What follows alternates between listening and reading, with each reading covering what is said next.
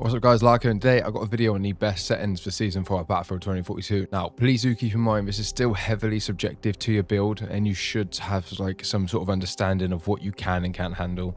But this is what I've been running anyway.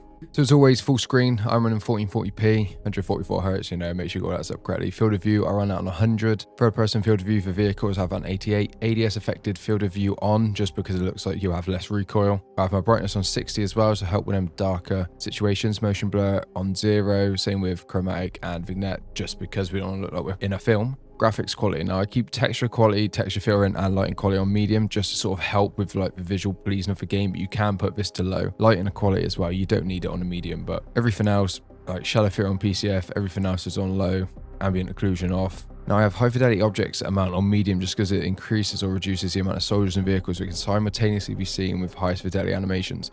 I've got that just so it's sort of a bit easier, like when you're looking at the distance you can see enemies, the animations aren't a bit weirded out. I've had it on low before, some people are fine with it, but I don't know, I used to have bugs with it. This is back when the game first released and I've just kept it on medium ever since. DLSS, because I'm running a 3070 Ti, I have that on quality. Some people don't like DLSS with Battlefield 2042, but I have absolutely zero problem with clarity at all. I think it runs really well, but some people just absolutely hate it. Obviously RTX off. Reflex low latency on enable plus boost to help with the reduced input latency. Future frame rendering off and VSync off as well, because both of these will then increase your input delay if you didn't know. I know VSync does give like overall like quite a smoother experience, and so does future frame rendering, but yeah, it does increase your input delay. So personally, run them off if that's what you're going for. For general as well, a lot of this is subjective, but I would recommend having camera shaking mount on 20. These are my custom accent colors as well.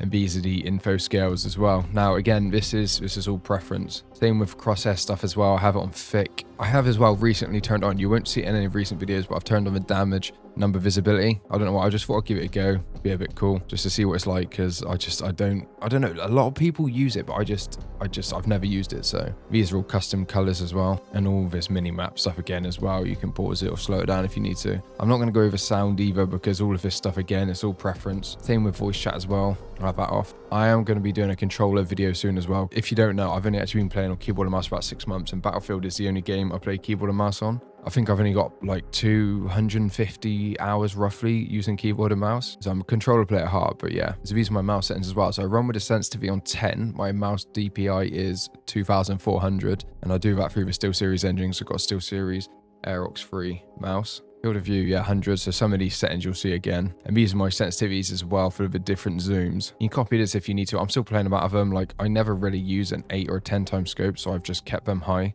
The max I would go is 6 times, but that's just preference again. That's essentially it for the settings. Obviously, there isn't really a lot on Battlefield 2042, but I am going to put a link in the description as well to Silk's video where he's got a user config file. He goes through how to use it and everything. It's just like a simple drag and drop. And since he uploaded that video, there's a pinned comment. He has changed it, so he's updated it a bit, but I can't run it because when you're at the main menu like here where I do a lot of my intros, my videos, it just makes everything look gross. And because he only shows like in-game gameplay, it doesn't matter, but I do a lot of my stuff at the menu, so I can't really run it. But I get on average about 140 to 160 frames, and that's with them settings with a 3070 Ti and a i7 13700K. And even when I had a 10700K, I was getting about the same because I haven't got a bottleneck in 1440p. I'd also recommend as well, if you hadn't done so already, go in onto your Windows systems, just hit like the Windows key, type in hardware accelerated GPU scheduling and turn it on. Because that boosted my time spy score by about 1000. Like I never ran it because when I had it on, like the NVIDIA RTX voice and all that sort of stuff didn't work. So when I've got it turned on now, I can't use the background AI noise cancelling that NVIDIA offers, but it gives me a bit more performance surprisingly, and it makes OBS run better as well. That's it for today's video. Super easy, super simple. If you enjoyed, please leave a like and comment and subscribe.